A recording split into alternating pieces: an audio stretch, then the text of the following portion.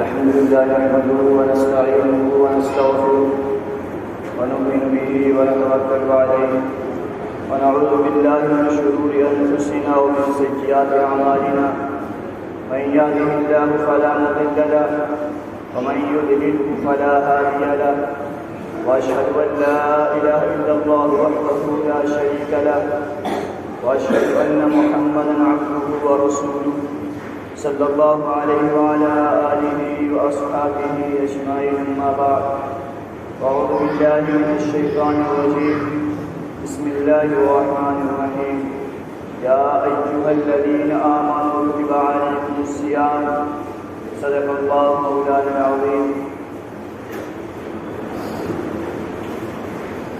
میرے محترم بزرگوں اور دوستوں اور ساتھیوں اور میری مائیں اور بہنیں، جس طرح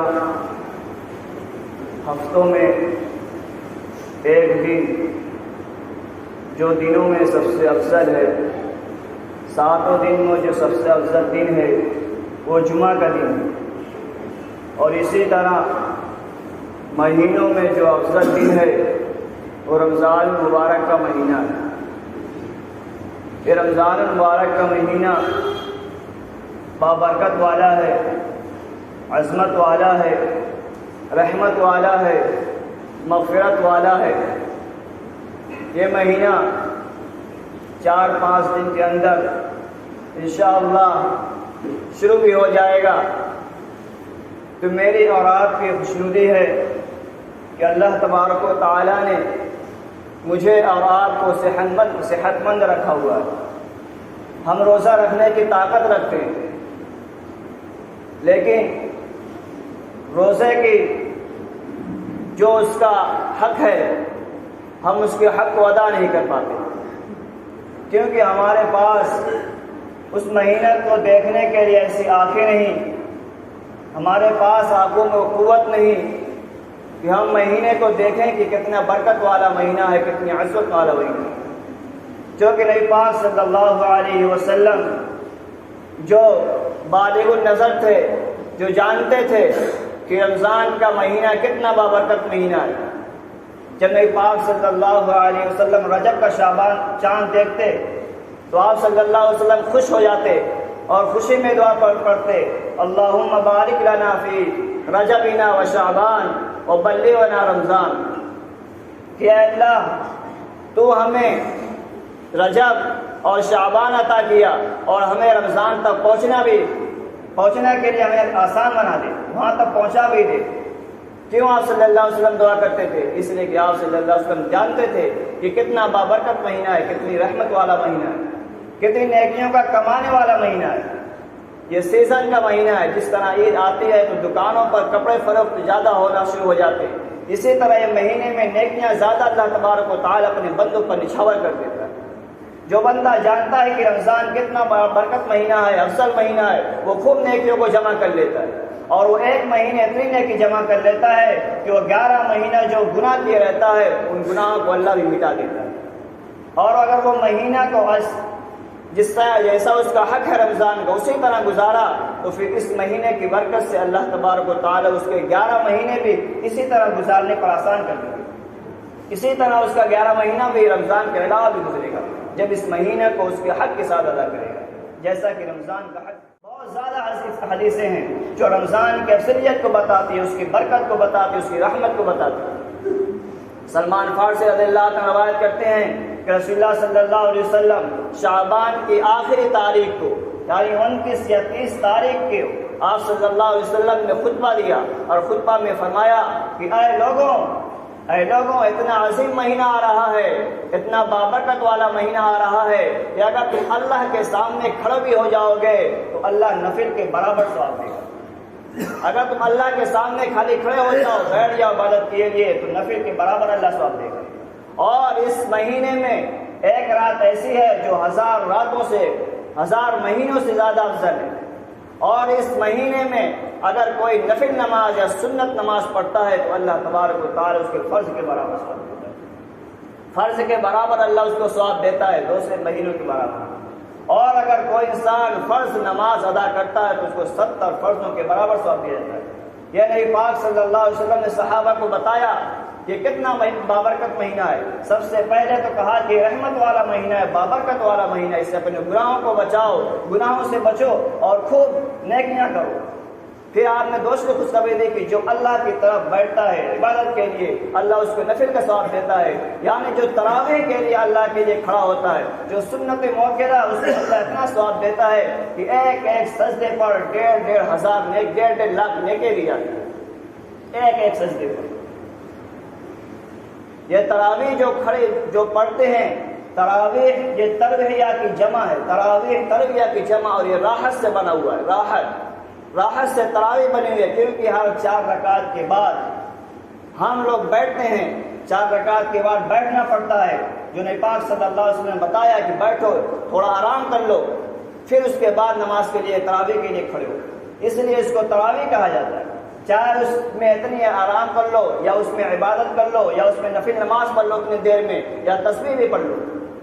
پھر دوسرا آپ صلی اللہ علیہ وسلم نے فرمایا کہ ایک رات اس میں ایسی ہے، یعنی لیلۃ القدر ہے، جو 1000 مہینوں سے افضل ہے، 1000 مہینوں سے افضل ہے۔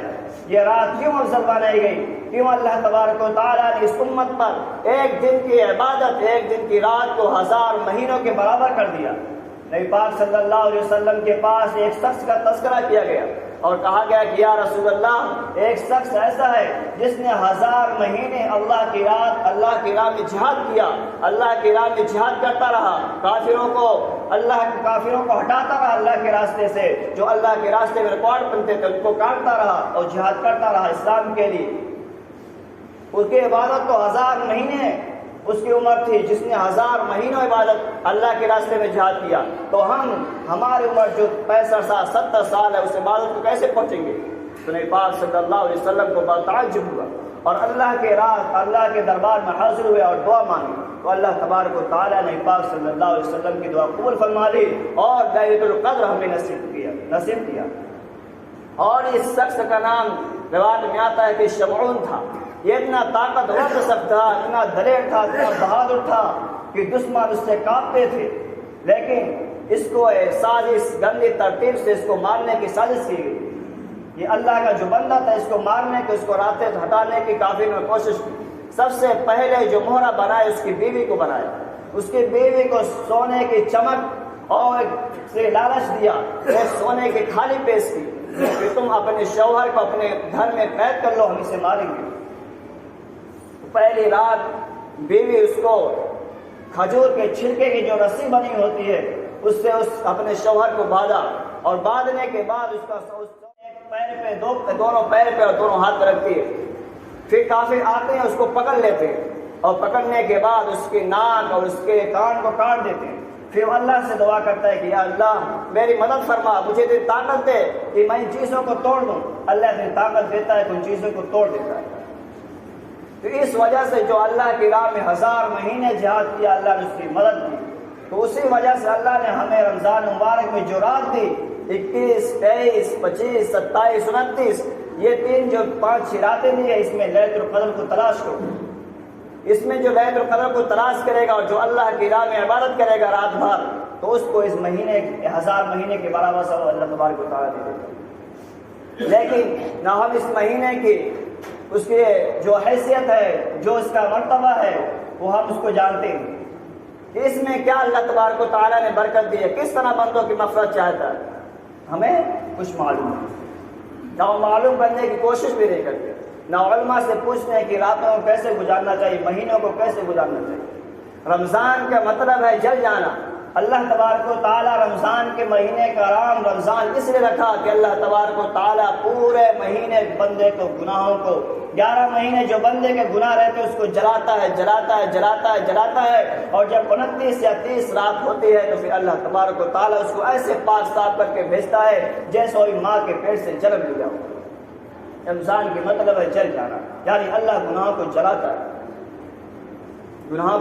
لیکن اگر ہم نے رمضان کا مہینہ پایا، اس کا روزہ پایا، لیکن ہم نے نہ روزہ رکھا، نہ نمازیں پڑھی، نہ تلاوت کی، تو پھر ایسا بدترین انسان یہ ہے، ایسا بدترین انسان ہے کہ نبی پاک صلی اللہ علیہ وسلم جب معراج کے لیے تشریف لے گئے تو آپ صلی اللہ علیہ وسلم نے دیکھا کہ ایک عورت اور ایک آدمی دونوں الٹا لٹکے ہوئے ہیں اور نیچے سے آگ جل رہی ہے۔ اللہ کے رسول صلی اللہ علیہ وسلم نے پوچھا کہ اے جبریل بتا ان دونوں کو ایسا عذاب کیوں دیا جا رہا ہے؟ کہا یا اللہ کے رسول یہ دونوں روزہ نہیں رکھتے تھے، یہ دونوں روزہ نہیں رکھتے تھے، اس لیے اللہ نے کو الٹے لٹکا کے جہنم کی آگ میں کھڑا کیا۔ میرے بھائی جس طرح رمضان مبارک میں اللہ مغفرت بھی کرتا ہے، اور اگر بندہ اپنی مغفرت نہ چاہے، اپنا استغفار نہ کرے، اپنے گناہوں سے معافی نہ مانگے تو پھر اس کا دردناک عذاب بھی ہے۔ جس طرح جیسے ایک چیز اچھی بھی ہوتی ہے ایک چیز بری بھی ہوتی ہے، اسی طرح اللہ تبارک و تعالی رحمت بھی اپنے بندوں پر نشاور کرتا ہے، ان کے گناہ کو معاف فرماتا ہے، اور اگر بندہ اپنے گناہوں کو معافی نہ کرانا چاہے تو پھر اس کا عذاب وہی جو نبی پاک صلی اللہ علیہ وسلم نے معراج کی رات کو دیکھا کہ ایک عورت ایک مرد کو الٹا لٹکایا گیا ہے اور ان کو جہنم کی آگ سے دھکایا جا رہا ہے۔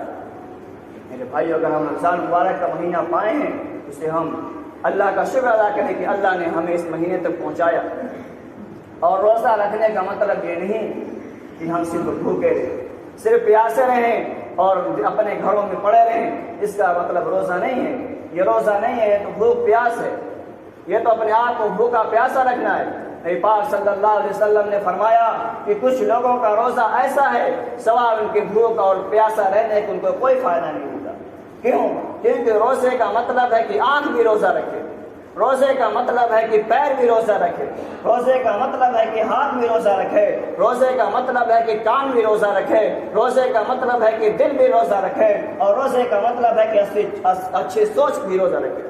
اگر انسان روزہ رکھتا ہے اور اللہ کی منع کی چیزوں کو سنتا ہے تو اس کا روزہ کوئی فائدہ نہیں۔ اگر انسان روزہ رکھتا ہے اور اس کی نگاہ غلط چیز دیکھتی ہے تو اس کا روزہ رکھنا کوئی فائدہ نہیں۔ اگر انسان روزہ رکھتا ہے اور اس کا پیر اس جگہ جاتا ہے جہاں اللہ نے منع کیا، روزہ رکھتا ہے اور اس کا پیر اس جگہ جاتا ہے جہاں اللہ نے منع کیا ہے تو اس کا روزہ رکھنا کوئی فائدہ نہیں۔ اور اگر انسان روزہ رکھتا ہے اور اللہ نے ان چیزوں سے منع کیا کہ تم غلط نہ تولو، کسی پر ظلم نہ کرو، اور اگر اس کا ہاتھ اس جگہ جاتا ہے تو اس کا روزہ رکھنا کوئی فائدہ نہیں، صرف بھوکا پیاسا رہنے کا کوئی فائدہ نہیں۔ نبی پاک صلی اللہ علیہ وسلم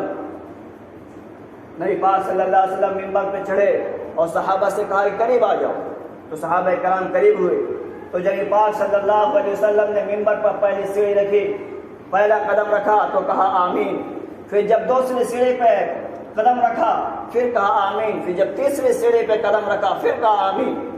تو جب آپ نبی پاک صلی اللہ علیہ وسلم خطبہ دے دیے تو صحابہ کرام نے کہا اللہ کے رسول آج ہم نے آپ سے ایسی باتیں سنی ہے جو ہم نے پہلے کبھی نہیں سنی، جو ہم نے آپ سے کبھی پہلے نہیں سنی تھی۔ آپ جو آج آمین کہا ہم نے پہلے کبھی ایسا نہیں سنا کہ آپ منبر پر چڑھ اور آمین کہا۔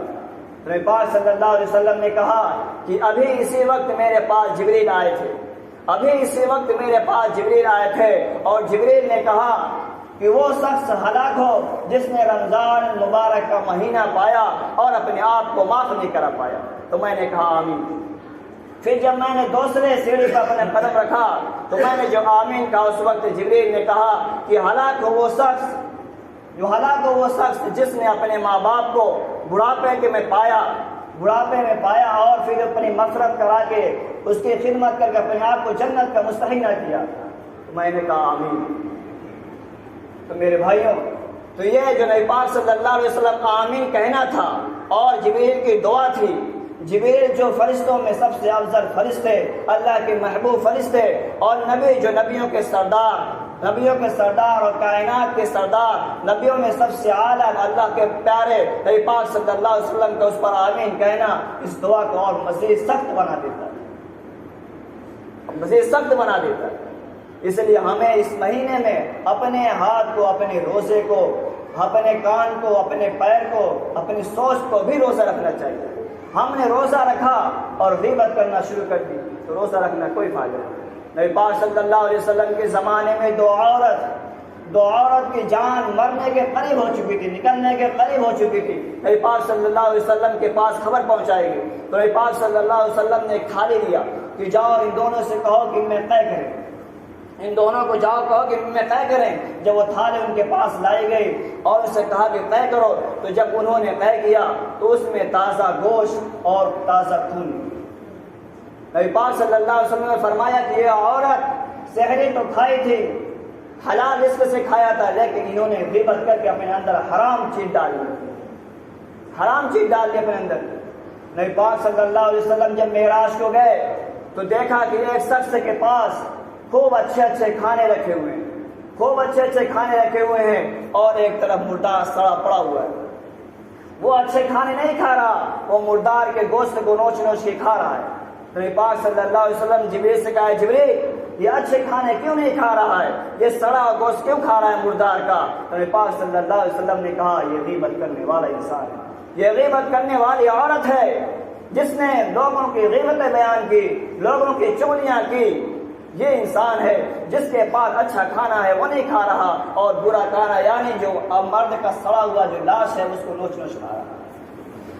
اسی لیے اللہ نے قرآن میں کہا کہ جو مسلمان کسی مسلمان کی غیبت کرتا ہے وہ اپنے مسلمان بھائی کا گوشت کھاتا ہے، اپنے مسلمان بھائی کا گوشت کھاتا ہے۔ یہ غیبت سب سے بڑا ہوا ہے۔ اگر ہم نے ان چار کاموں سے اپنے آپ کو نہیں روکا تو ہماری مغفرت نہیں ہوگی۔ ایک والدین کی نافرمانی اگر ہم کرتے ہیں، اگر ہم نے کیا تو ہماری آخری تاریخ 29-30 کو ہماری مغفرت نہیں ہوگی۔ اگر ہم نے شراب پیتے رہے اور توبہ نہیں کی ہماری مغفرت نہیں ہوگی۔ اگر ہم نے چغلیاں اور غیبت کرتے رہے اور معافی نہیں مانگی تو ہماری مغفرت نہیں ہوگی۔ اور اگر ہم نے لوگوں کو تکلیف پہنچائے، رشتہ داروں کو تکلیف پہنچائے، پڑوسیوں کا حق مارا تو ہماری مغفرت نہیں ہوگی۔ اسی لیے اللہ تبارک و تعالیٰ نے فرمایا کہ تم غیبت نہ کرو، غیبت کرو گے تو اپنے مردار بھائی کا گوشت کھاؤ گے، اپنے مردار بھائی کا گوشت کھاؤ گے۔ میرے بھائیو، ہمیں سیاست سے کچھ لینا نہیں۔ ظالم جب اپنے ظلم کو پہنچے گا تو ایک دن آئے گا کہ اللہ تبارک و تعالیٰ اس کو عذاب دے گا۔ ہمیں لوگوں کے رویے سے کچھ نہیں پڑتا۔ آج مسلمان ذلیل کیوں ہے؟ نبی پاک صلی اللہ علیہ وسلم نے 1400 سال پہلے ہی بتا دیا تھا کہ میری امت اس وقت ذلیل ہوگی، اس وقت گڈھے میں گرے گی، اس وقت ذلت میں پڑے گی جب میری امت رمضان مبارک کا مہینہ پائے گی اور اس کا احترام نہیں کرے گی تو ذلت کے گڈھے میں گر جائے گی۔ 1400 سال پہلے نبی پاک صلی اللہ علیہ وسلم نے مسلمانوں کی ذلت اور اس کی پستی کا سبب بیان کر دیا تھا کہ اگر اس نے رمضان مبارک کے مہینے کا احترام نہیں کیا تو وہ ذلت میں چلی جائے گی، وہ گڈھے کنویں میں گر جائے گی۔ نبی پاک صلی اللہ علیہ وسلم نے 1400 سال پہلے بتا دیا۔ آج مسلمان کا حال ہے، ہم اپنی آنکھوں سے دیکھ سکتے ہیں کہ روز آنا مسلمانوں پر ظلم کیا جا رہا ہے۔ نبی پاک صلی اللہ علیہ وسلم پر بدزبانی کی جا رہی ہے، نبی پاک صلی اللہ علیہ وسلم پر بےہودہ باتیں کی جا رہی ہے۔ کیوں؟ ہمارے ایمان کی کمزوری کی وجہ سے ہم نے انہیں بولنے کا موقع دیا۔ جو نلی کے گڈھے کیڑے جو سور کی اولاد ہے نبی پاک صلی اللہ علیہ وسلم پر زبان تراشی کرتے ہیں، کیوں؟ ہماری وجہ سے۔ ہم نے نبی پاک صلی اللہ علیہ وسلم کی سیرت کو لوگوں تک نہیں پہنچایا، نبی پاک صلی اللہ علیہ وسلم کی زندگی کو ہم نے لوگوں تک نہیں پہنچایا کہ آج جو بیٹھ کر لوگ کافر مشرک بحریہ جو نبی کے پاک صلی اللہ علیہ وسلم پر بدگمانی کرتے، کیوں؟ ہماری وجہ سے، ہمارے اعمال کی وجہ سے۔ یہ اعمال جو ہیں یہ ہمارے فعل کی وجہ سے، یہ ہمارے عمل کی وجہ سے ہے کہ آج ہمیں یہ دن دیکھنا پڑ رہا۔ اگر ہم اسی طرح سوتے رہے، اسی طرح اندھے بنتے رہے اور لوگوں سے اسی طرح رویہ اختیار کرتے رہے اور اخلاق پیش نہیں کیا، نبی کی زندگی پیش نہیں کی، تو ایک دن آئے گا کہ اس سے بھی ذلیل ہو جائیں گے، اس سے بھی ذلیل ہو جائیں گے، غریب تر غریب کر دیا جائے گا۔ اگر نبی کی تاریخ کو نہیں پڑھا، اگر صحابہ کی تاریخ کو نہیں پڑھا تو اس سے بھی پستی میں جائیں گے۔ اس لیے میرے بھائی، جو رمضان مبارک کا مہینہ آ رہا ہے، اس مہینے میں ہم اللہ کی خوب عبادت کریں، خوب تسبیحات پڑھیں، خوب قرآن پڑھیں، اللہ کا ذکر کریں، خوب اس میں دل و جان سے لگا دیں۔ 11 مہینے تو ہم نے اللہ کی نافرمانیاں کر کے گزاری، 11 مہینے تو ہم نے اللہ کی نافرمانیاں کر کے گزاری، ایک مہینہ اللہ کے فرما بردار بندے بن کر زندگی گزارو۔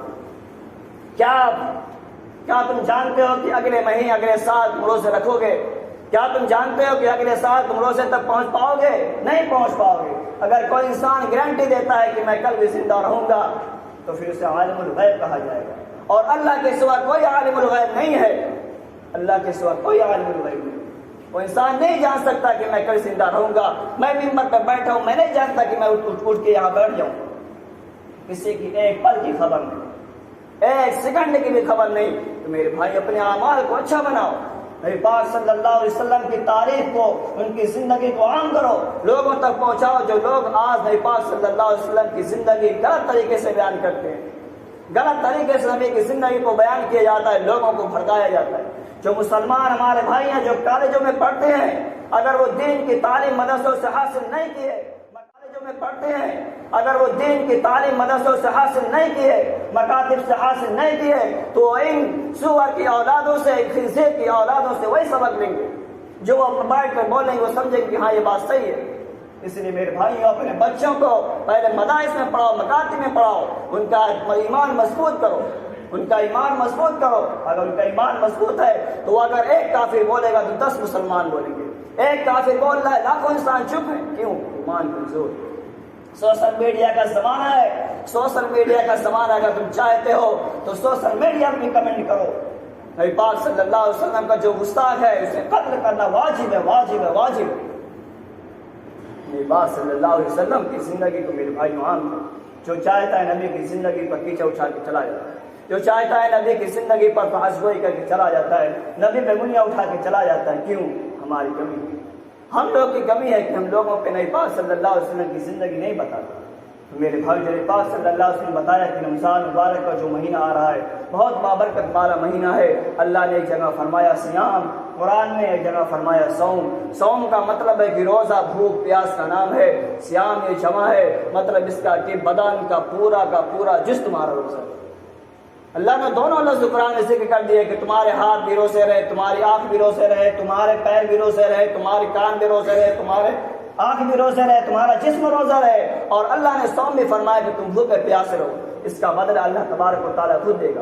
اللہ نے کہا کہ نماز کے بدلے جنت، ذکر کے بدلے جنت، زکوٰۃ کے بدلے جنت، ذکر و اذکار کے بدلے جنت، تلاوت کے بدلے جنت، اور نفل نماز کے پڑھنے کے بدلے جنت، سنت پڑھنے کے بدلے جنت. لیکن یاد رکھو میں روزے کا بدلہ میں خود، روزے کا بدلہ میں خود ہوں. اور جو اللہ جس کا بدلہ بن جائے تو پھر اس کے ثواب اور اس کی عطا کا ہم اندازہ نہیں لگا سکتے. اللہ کی عطا اتنی ہے کہ اگر اللہ ایک وقت میں پوری دنیا کو اتنا دے دے تو اللہ کے خزانے میں اتنی بھی کمی نہیں آئے گی کہ اگر ہم دنیاوی زندگی میں ایک سوئی لے کر سمندر میں ڈال کر نکالیں، اس میں جو تھوڑا پانی لگا رہتا ہے اللہ کے خزانے میں اتنی بھی کمی نہیں آئے گی، اتنی بھی کمی نہیں آئے گی. تو میرے بھائیوں ہم رمضان مبارک کے مہینے کے احترام کریں اور خوب روزے رکھیں، خوب روزے رکھیں، اچھی طرح روزے رکھیں، خوب مطلب اچھی طرح روزے رکھیں. یہ نہیں کہ روزہ رکھیں اور غلط کام بھی کریں. روزہ رکھیں نماز بھی چھوڑیں، روزہ رکھیں تلاوت بھی نہ کریں تو بھوک پیاس کے علاوہ میں کچھ نہیں ملے گا.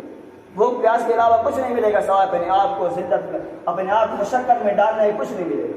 اس لیے جب ہم روزہ رکھیں تو جس طرح پاک صلی اللہ علیہ وسلم نے بتائیں اسی طرح ہم روزہ رکھیں تو ہمیں پورا کا پورا ثواب ملے گا، پورا کا پورا ثواب ملے گا. اسی طرح اگر ہم نے اس میں تھوڑا بھی کمی کی تو پھر اللہ جانے، اللہ تبارک و تعالی مجھے اور آپ کو